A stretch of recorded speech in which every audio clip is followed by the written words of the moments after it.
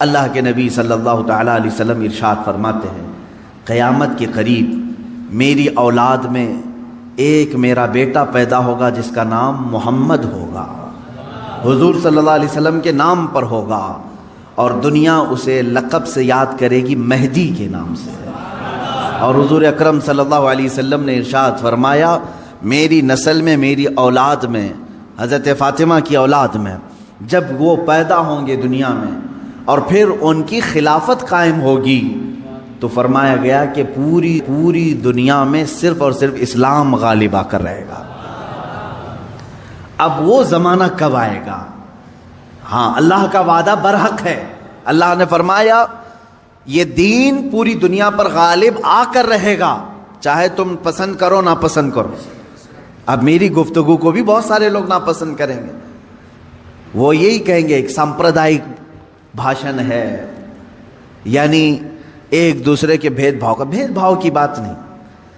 عزیزان گرامی وقار، اب رسول پاک صلی اللہ تعالیٰ علیہ وسلم کے فرمان کا مقصد میں آپ کو سمجھاؤں۔ حضور نے فرما دیا، قیامت کے قریب میری اولاد میں میرا ایک بیٹا پیدا ہوگا جس کا نام میرے نام سے مشابہ ہوگا، یعنی محمد، اور اسے پورا زمانہ امام مہدی۔ رسول پاک صلی اللہ تعالیٰ علیہ وسلم کے فرمان کا مقصد میں آپ کو سمجھاؤں۔ حضور نے فرما دیا، قیامت کے قریب میری اولاد میں میرا ایک بیٹا پیدا ہوگا جس کا نام میرے نام سے مشابہ ہوگا، یعنی محمد، اور اسے پورا زمانہ امام مہدی کے نام سے یاد کرے گا، اور وہ پوری دنیا میں، کائنات میں اسلام کو غالب لا کر رہیں گے۔ اسی زمانے میں عیسیٰ علیہ السلام کا نزول بھی ہوگا۔ حضرت عیسیٰ علیہ السلام آسمانوں پر آج بھی باحیات ہیں، یہ ہمارا عقیدہ ہے سارے مسلمانوں کا۔ امام مہدی کے زمانے میں عیسیٰ علیہ السلام اتریں گے۔ یہ کون سا علاقہ ہوگا، اس کے متعلق حدیثیں ہیں۔ حضرت امام مہدی کا جو ظہور ہے یہ کب پیدا ہوں گے یہ نہیں معلوم، ظاہر ہوں گے، پیدا ہو چکے ہوں گے، آج بھی ہو سکتا ہے، ممکن ہے، پاسبل ہے۔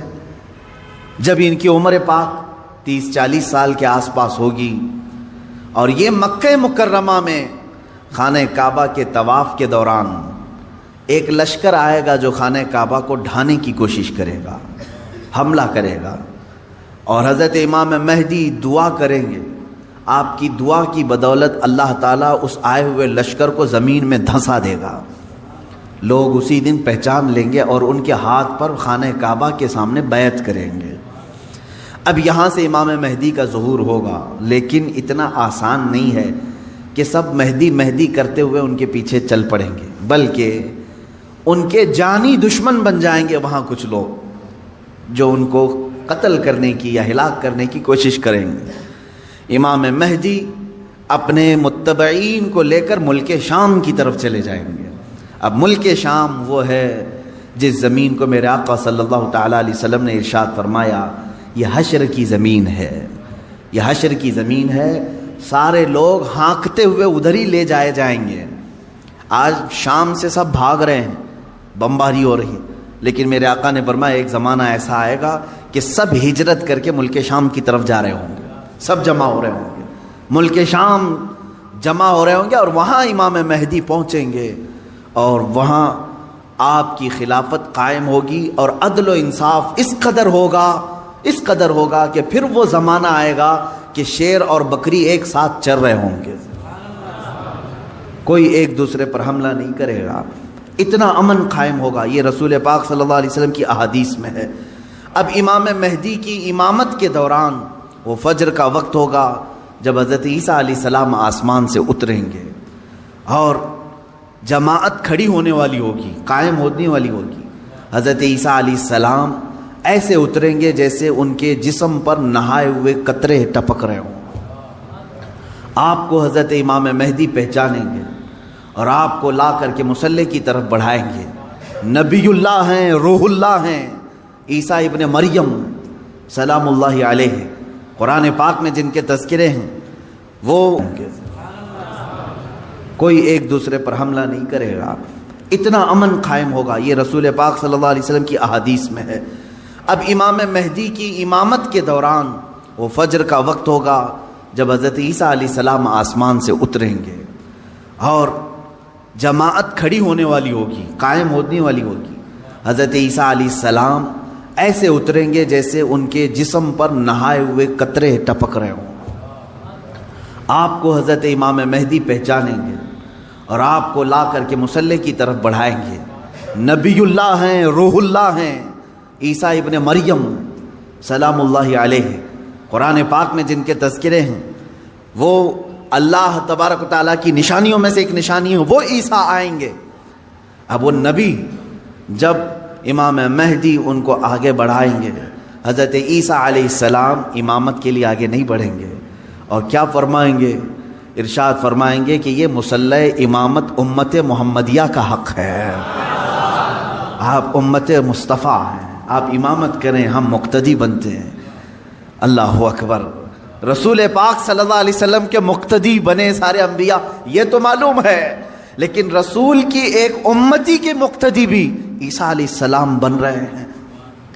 میرے عزیزو، یہاں نبوت کا درجہ گھٹانا مقصد نہیں ہے، بلکہ یہاں امت مصطفیٰ کی فضیلت بتانا ہے۔ امام مہدی کی امامت ہوگی، اس کے بعد پھر جو دنیا میں حالات ہوں گے وہ کیا ہوں گے؟ دجال آ چکا ہوگا، اور دجال اپنے فتنے پھیلا رہا ہوگا، اور اب دجال کو کون مارے گا، کون ختم کرے گا؟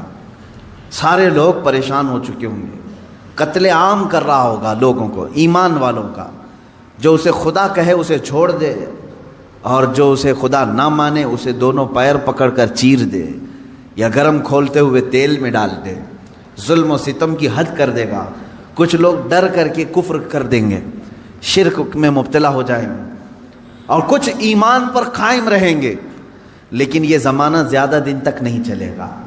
حضرت عیسیٰ علیہ الصلاۃ والتسلیم کے نزول کے بعد عیسیٰ علیہ السلام کی جہاں تک خوشبو جائے گی یا ہوا انہیں مس کر کے نکل رہی ہوگی، تو وہ ہوا دجال کو جیسے لگے گی وہ پگھلتا جائے گا، جیسے موم آگ کی گرمی سے پگھلتا ہے، دجال عیسیٰ علیہ الصلاۃ والتسلیم کی دوری کی ہوا سے ہی پگھل رہا ہوگا۔ یہاں تک کہ مقام لد ایک جگہ ہے، اسرائیل میں ہے وہ آج، اور دنیا کا بڑا ایئرپورٹ انہوں نے وہاں پر بنایا ہے، مقام لد، لد کا ایئرپورٹ بھی بنا ہوا ہے، اور حدیث پاک میں ہے عیسیٰ علیہ السلام مقام لد پہ اس کو اپنے تیر سے نشانہ بنائیں گے اور قتل کر دیں گے، اور امت مصطفیٰ کا یہ آخری فتنہ بھی ختم ہو جائے گا۔ اب اس کے بعد کیا ہوگا؟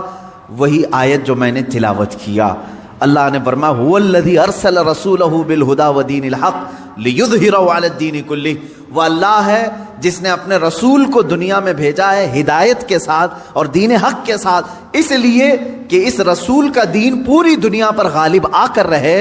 اب یہ دین غالب آئے گا دجال کے خاتمے کے بعد امام مہدی کے ہاتھوں سے۔ ہر ملک یا ہر سلطنت جہاں کہیں تخت ہوگا وہاں پرچم صرف اسلام کا لہرا رہا ہوگا۔ وہ زمانہ آئے گا، وہ غالب ہو کر رہے گا دین، اور اللہ رب العزت نے یہ ارشاد فرمایا ہے کہ تم پر کسی اور کو پھر اللہ غلبہ نہیں دے گا۔ یہ زمانہ بھی کافی سال تک چلے گا، لیکن اس غلبہ اسلام سے پہلے کیا کیا ہونا ہے وہ بھی تو ہمیں جاننا ضروری ہے۔ آج کے وہی حالات ہیں جو مجھے اس گفتگو پر آمادہ کر رہے ہیں۔ میں نے بات تو کہہ دی، آپ کو حدیث کی روشنی میں بتا دیا کہ اسلام غالب آئے گا پوری کائنات پر دجال کے خاتمے کے بعد اور امام مہدی کے ہاتھوں سے۔ اب یہ دو بڑی نشانیاں حضور نے فرمائی، ایک تو حضور کی آل میں سادات میں امام مہدی پیدا ہوں گے، دوسرے کہ دجال آئے گا۔ یہ دونوں کا زمانہ ایک ہے۔ یہ کب ہوگا؟ کیا اس سے پہلے کچھ نشانیاں ہیں کہ دجال آنے والا ہے؟ میرے عزیزو، ہم سے زیادہ نشانیاں یہودی پڑھ کر کے انتظار میں ہیں، عیسائی پڑھ رہے ہیں۔ ایک بات یاد رکھیں، دجال کے دشمنوں میں ہم ہیں اور عیسائی ہیں۔ وہ دجال کو اپنا دشمن سمجھتے ہیں عیسائی، وہ اینٹی کرسٹ ہے، عیسائیوں کا بھی وہ دشمن ہے، لیکن یہودی اس کو اپنا مسیحا سمجھتے ہیں۔ وہ کہتے ہیں ہمیں نجات دلانے والا، ہمیں پوری دنیا میں غالب کرنے والا، جیسے آج ہم حدیث پاک پڑھ کر کے کہہ رہے امام مہدی آئیں گے اور پوری دنیا میں اسلام غالب ہوگا. یہودی یہ کہتے ہیں لوسیفر آئے گا یا دجال آئے گا جس کو وہ مسیحا کہہ رہے ہیں, اور وہ ان کو نجات دلائے گا سارے ظلموں سے اور پوری دنیا میں ان کی حکومت قائم کرنے میں ان کی مدد کرے گا. اور اس لیے دجال کے آنے سے پہلے جو جو نشانیاں ہونی ہیں یہ یہودی خود کر کے دکھا رہے ہیں. کیا ہے؟ بڑی مقدس کتابوں میں یہ باتیں لکھی گئی ہیں. دیکھنا دجال کے آنے سے پہلے دنیا میں ایک بڑی علامت یہ ظاہر ہوگی کہ دنیا حق کو باطل بنا کر پیش کرے گی اور باطل کو حق بنا کر پیش کرے گی. یہ ہے آج سچ کو جھوٹ میں تبدیل کر کے دکھا دیا جائے, شعبدہ بازی, اور اچھے خاصے لوگ بھی, پڑھے لکھے لوگ بھی اس کو جھوٹ سمجھنے لگ جائیں, یعنی سچ کو جھوٹ بنانا اور جھوٹ بات کو سچ سمجھانا. یہ اس کام میں اگر سب سے زیادہ مہارت کسی کو ہے تو یہ دجالی میڈیا کو ہے. میڈیا آج دجال کے آنے کے راستے ہموار کر رہی ہے, اور خود عالمی میڈیا کی بات کر رہا ہوں میں, پوری دنیا کی میڈیا اس میں ملوث ہے. ذہنوں کو ڈائیورٹ کر دینا, اصل مدے سے بھٹکا دینا, یہ کام کون کر رہا ہے آج؟ سب سے زیادہ میڈیا کر رہی ہے. میرے عزیزو, سچ بات کو جھوٹ بنا کر پیش کرنا یہ دجال کے آنے سے پہلے ہوگا, اور کثرت سے ہوگا, کثرت سے ہوگا. یوں سمجھ لیں ایک پرہیزگار متقی شخص کو لا کر کھڑا کر دیا جائے گا اور اسے 100 لوگ بولیں گے یہ چور ہے, چور ہے, چور ہے, اور دنیا سمجھنے لگے گی کہ ہاں شاید چور ہے. دنیا سمجھنے لگ جائے گی. یعنی تقریباً 90% لوگ ان کی باتوں پر یقین کرنے لگ جائیں گے کہ شاید یہ چور ہے, شاید یہ چور ہے. اور اسی طرح کسی ظالم منحوس چور کو لا کر کے وہ کھڑا کریں گے اور کہیں گے یہ پرہیزگار ہے, یہ پرہیزگار ہے, یہ پرہیزگار ہے, اور دنیا اس کو پرہیزگار سمجھنے لگ جائے گی. کیا یہ دونوں چیزیں آج کرنے کے لیے پوری social media, internet, news channel نہیں ملوث ہیں اس میں؟ چوروں کو حکومت پر بٹھا کر کے ان کی فضیلت بیان کرنا ہندوستان سے زیادہ ہمیں کہاں نظر آئے گا؟ سب سے زیادہ ہمیں یہاں نظر آتا ہے. جو پورے کے پورے ملک کو گبن کر کے بیٹھے, اسے مسیحات اور اسے لوگوں کا ایسا بے کسوں کا کس جس کو کہا جائے ایسا بنا کر پیش کرنا, یہ میڈیا کا رول ہے. عزیزان گرامی وقار, پورے ذہنوں کو ڈائیورٹ کیا جائے گا اور تقریباً یہ جادو کی طرح اثر کر جائے گا لوگوں پر. مثال کے طور پر ایک جادوگر کسی محلے میں آتا ہے, شعبدہ بازی دکھاتا ہے. پہلے تو ہوتا تھا سڑکوں پر ہی کھڑے ہو جاتے تھے, سانپ کا کھیل دکھانے والے, یا کسی بچے کو لیٹا کر چادر اوڑھا کر اس کی گردن الگ کر کے دکھانے والے, یہ شعبدہ بازی ہوتی تھی. لیکن ایک بات یاد رکھیں, لوگ گھیرا ڈال کر دیکھتے تو ہیں, اس میں 90% لوگ صحیح سمجھ لیتے تھے, جبکہ وہ آنکھوں کا دھوکہ ہے. بہت ساری چیزیں اتنے شارپ طریقے سے وہ جادوگر کر کے دکھاتا ہے کہ تمہاری آنکھوں کو دھوکہ ہوتا ہے.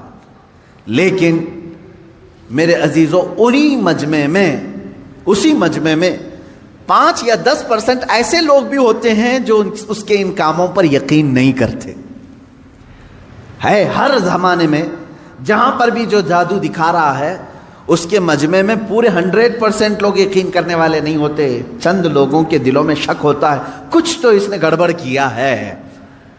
اب یہ وہ لوگ ہوتے ہیں جن کی عقل سلیم ہوتی ہے اور دل پاک ہوتا ہے, ان کے اوپر جلدی جادو اثر نہیں کرتا. اسی طرح میرے عزیزو, آج کے زمانے میں یہ جو دجالی نظام قائم ہے اس کا اثر بھی بھولے بھالے لوگوں میں تقریباً ہو جاتا ہے, لیکن سلیم فطرت والے جو عقل سلیم رکھتے ہیں ان پر ان کا جادو اثر نہیں کرے گا. اب آپ سب کو میں پہلے سے آگاہ کر رہا ہوں, اپنے ذہن کو, اپنے عقل کو سلیم بنا کر کے رکھو. یہ کیسے رہے گا؟ اللہ کی باتوں پر یقین رکھو, اور اس کے علاوہ جو بھی کہے گا, اللہ اس کے رسول کے علاوہ جو بھی کہے گا وہ سچ بھی ہو سکتا ہے, جھوٹ بھی ہو سکتا ہے, مگر میرے مولا کے قول میں جھوٹ کی طرف شائبہ بھی نہیں, سچ ہی ہوگا. جب تمہارے ذہنوں میں یہ بات آئے گی تو پھر تم دنیا کو 100% ایمان لانے والے، یقین کرنے والے نہیں رہیں گے۔ آج دیکھ رہے ہیں آپ، میں مسلسل پچھلے ایک ہفتے سے دیکھ رہا ہوں، فرانس میں جو گستاخی ہوئی اور اس کے پاداش میں جو کچھ بھی حالات ہوئے سب کو معلوم ہے۔ فرانس میں جو کچھ ہوا اس پر ڈیبیٹ انڈیا میں بھی چل رہا ہے۔ ہندوستان کے ہر نیوز اینکر اس کو لے کر کے گرما گرم بحث کر رہے ہیں، اور کچھ ایسے لوگوں کو لا کر بٹھایا جاتا ہے، مجھے ان کے بارے میں معلوم نہیں، وہ پیڈ ہوتے ہیں یا بکے ہوئے ہوتے ہیں یا ان کو اسکرپٹ یعنی سکھائی جاتی ہیں، لکھ کر کے دیے جاتے، پتہ نہیں کون لوگ بیٹھتے ہیں۔ آپ کو عام لوگ ہیں آپ، مجھے معلوم ہے، لیکن میں آپ کے سامنے گفتگو کر رہا ہوں، سنیے۔ ایک اسکول کا ٹیچر بلیک بورڈ پر کارٹون بناتا ہے رسول پاک صلی اللہ علیہ وسلم کا، اس کی شکایت بھی ہوتی رہی لیکن وہ باز نہیں آیا، اور اسی علاقے کا کوئی ایک نوجوان اس سے برداشت نہیں ہوا، اس نے جا کر کے اس کا سر قلم کر دیا۔ یہ ہے، معلوم ہے آپ کو، یہ رپورٹ ہے، آپ کو معلوم ہے۔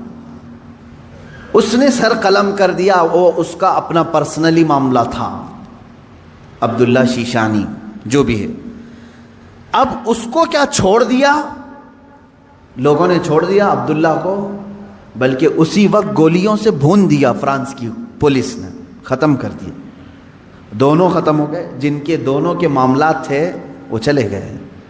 اب میں ایک جملہ کہتا ہوں، تمہارے نزدیک عبداللہ شیشانی ٹیررسٹ ہے، یعنی اس نے سر قلم کیا اس لیے یہ ٹیررسٹ ہے۔ ہمارے نزدیک رسول کا خاکہ بنانے والا سب سے بڑا ٹیررسٹ، ظاہر سی بات ہے۔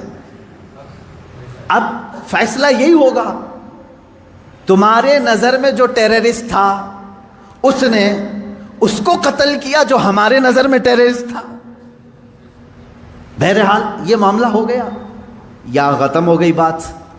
لیکن میرے عزیزو، اس واقعے کے بعد فرانس کی حکومت کو کسی ایک کی طرفداری کر کے گورنمنٹ بلڈنگوں پر حضور پاک صلی اللہ علیہ وسلم کے خاکے لگانے کا کیا مقصد تھا؟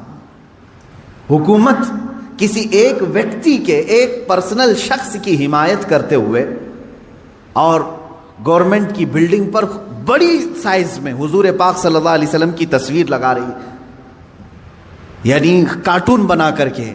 کارٹون در حقیقت یہ گالی کی صورت ہے، آدمی صاف گالی نہیں دے سکتا تو اس کی صورت بگاڑ کر کے کہیں لکھ دے، حضور پاک صلی اللہ علیہ وسلم کو انہوں نے کیا۔ اب پوری دنیا بھر کے مسلمانوں میں جو غصہ ہے، میرے عزیزو، یہ قتل جو ہو چکا تھا وہ 8 دن پہلے ہو گیا، 10 دن پہلے ہو گیا، معاملہ ختم ہو گیا۔ اس قتل پر کسی نے احتجاج نہیں کیا، کہیں ہے کسی پروٹیسٹ نہیں ہوا۔ پوری دنیا بھر کے مسلمان جو راستوں پر آئے یا پروٹیسٹ کیے، کس کے متعلق؟ فرانس کی حکومت نے جو یہ غلطی کی ہے، اپنی عمارتوں پر، گورنمنٹ کی بلڈنگوں پر جو رسول پاک کے خاکے لگائے، اس کے خلاف پوری دنیا بھر کے مسلمانوں کو غصہ ہے اور سب آئے۔ یہ بات صاف صاف میں بتا رہا ہوں آپ کو، سنیے۔ آپ کا میرا غصہ بھی کس پر ہے؟ دیکھیں، ٹیچر کا معاملہ ختم ہو گیا، اس نے کیا تھا، سامنے والے نے مار دیا، وہ معاملہ ختم ہو گیا، وہاں ختم ہو گئی چیز۔ اور جس نے قتل کیا اس کو بھی تم لوگوں نے نہیں چھوڑا، وہ بھی اس کو بھی گولیوں سے مار دیا، معاملہ ختم۔ لیکن ایک گورنمنٹ کا بلڈنگ پر اس طرح سے تصویریں لگانا، یہ در حقیقت پوری دنیا کے مسلمانوں کو جھنجھوڑنا تھا، پوری دنیا کے مسلمانوں کے دلوں پر ضرب لگانا تھا۔ اب ہم پروٹیسٹ کیے، آپ پروٹیسٹ کیے، ہم نے کہا، لیکن ہندوستان میں آنے کے بعد اب دجالی نظام کی جو میڈیا ہوتی ہے یہ کیا کرتی ہے؟ پورے بحث کو ڈائیورٹ کرتی ہے، پورے مدے کو ڈائیورٹ کرتی ہے۔ یہ سارے جتنے پروٹیسٹ ہو رہے ہیں، نیوز والے اسے کیا دکھا رہے ہیں جانتے ہیں آپ؟ نیوز والے یہ دکھا رہے ہیں کہ دیکھو، ایک ٹیررسٹ کی حمایت میں اتنے مسلمان ہندوستان کی سڑکوں پر آ گئے، یعنی عبداللہ شیشانی نے جو قتل کیا ٹیچر کا، اس کی حمایت میں یہ سارے لوگ کھڑے ہیں اور پورا ڈبیٹ اسی پر چل رہا ہے۔ کیا آپ لوگ ہندوستان میں رہ کر کے ایک قتل کی حمایت کرتے ہیں؟ ایک قتل کی حمایت کرتے ہیں؟ ہم نے کہاں یہ قتل کے متعلق پروٹیسٹ کیا ہے؟ بتاؤ ذرا صحیح۔ اس عبداللہ نامی لڑکے کا کسی ایک کے ہاتھ میں بینر آیا پوری دنیا میں کہیں پر کہ اس کے قتل کی حمایت میں پروٹیسٹ ہو رہا ہے؟ میرے عزیزو، پورے مدے کو ڈائیورٹ کرنا یہ میڈیا کا کام ہے، جبکہ انہیں معلوم ہے کہ پوری دنیا کے مسلمان جو پروٹیسٹ کر رہے ہیں وہ قتل کے متعلق نہیں، بلکہ وہ فرانس کی گورنمنٹ کی حرکتوں پر پروٹیسٹ کر رہے ہیں۔ اب اس کی ایک مثال میں آپ کو بتا دوں۔ یہ میڈیا اینکرز یہ کہتے ہیں کہ فرانس کا وہ اندرونی معاملہ ہے، وہ اندرونی معاملہ ہے، وہ چاہیں ان کو فریڈم آف ایکسپریشن ہے، وہ سیکولر ہیں، وہ چاہیں تو کسی ایک ویکتی کی حمایت کریں اور بلڈنگ کی پوری تصویر لگا دیں رسول پاک صلی اللہ تعالیٰ علیہ وسلم کی تصویر سے۔ میرے عزیزو، اگر یہ فرانس کا اندرونی معاملہ ہے تو انڈیا میں ڈیبیٹ کیوں ہو رہا ہے؟ آپ کے نیوز روم میں یہ بحث کیوں ہو رہی ہے؟ آپ یہ سمجھیں اس زمانے کا سب سے بڑا خطرناک جال یہ میڈیا ہے، نیوز کا جو، اب ظاہر سی بات ہے یہ ہماری بھی کلپس اٹھا کر کے چلائیں گے اور پھر ہمیں بھی بتائیں بھڑکاؤ مولانا ہے، سامپردائک پھیلانے والے ہیں، ہماری گفتگو کو کاٹ کر کے پیش کریں گے، ان کا کام ہی وہ ہے۔ لیکن میں آپ کو بتاؤں کہ پورے ہندوستانی مسلمانوں کے دماغ کو ڈائیورٹ کر رہے ہیں کہ تم لوگ جو پروٹیسٹ کر رہے ہو ایک قتل کی حمایت میں کیسے پروٹیسٹ کر رہے ہو؟ ان سے کوئی بھی ڈیبیٹ میں بیٹھنے والا یہ نہیں کہہ رہا ہے، بلکہ وہاں ثابت کرنے کی کوشش کر رہے ہیں قتل ایسا ہو سکتا ہے، ویسا ہو سکتا ہے۔ میرے عزیز، یہاں کہنا تو یہ چاہیے تھا قتل ہوا اور اس کے مقابل میں جس نے قتل کیا اس کا بھی قتل ہو گیا، ہم اس مدے پر بات نہیں کر رہے ہیں، ہم تو گورنمنٹ کے خلاف بات کر رہے ہیں جو فرانس کی حکومت نے اپنی عمارتوں پر میرے آقا کی تصویر کشی کی ہے، ہم اس کے خلاف کھڑے ہیں۔ اب مجھے ایک بات بتائیں، کیا کسی ایک شخص کے کچھ ایسا قتل کرنے کی بنیاد پر پوری دنیا بھر کے 180 کروڑ مسلمانوں کے نبی کی توہین کرنا جائز ہو سکتا ہے؟ جائز ہو سکتا ہے؟ مجھے یہ بتاؤ کہ اگر کسی ایک ہندو نے ٹیرر اٹیک کیا کسی پر تو کیا کروڑوں ہندوؤں کے بھگوان کی تصویر لگا کر کے اس کی مذمت کی جا سکتی ہے؟ ہم اس کے قائل نہیں۔ ایک ہندو نے اگر ٹیرر اٹیک کیا کسی پر تو کروڑوں ہندوؤں کے رام کرشن کی تصویر کشی کرنا اس کی اجازت نہیں دیتے ہم۔ سارے مذہب کے جو دیوی دیوتا ہیں ہم ان کو کرٹیسائز کہاں کر رہے ہیں؟ عزیزان گرامی وقار، یہ اسلام ہے جو انصاف سکھاتا ہے۔ اگر کسی ایک کے ساتھ کچھ معاملہ ہوا ہے تو اس کے پورے گھر کو لے کر کے نہ گرفتار کرو، اس کے پورے دین پر انگلی نہ اٹھاؤ۔ آج یہی دنیا میں ہو رہا ہے اور پوری دنیا میں۔ مجھے تو یہ سمجھ میں نہیں آتا ان پر کیس کیوں نہیں ہوتا، یہ میڈیا اینکرز پر۔ یہ سیدھے یہ جملہ بار بار کہتے ہیں اسلامک آتنکواد نے حملہ کیا، اسلامک آتنکواد نے حملہ کیا۔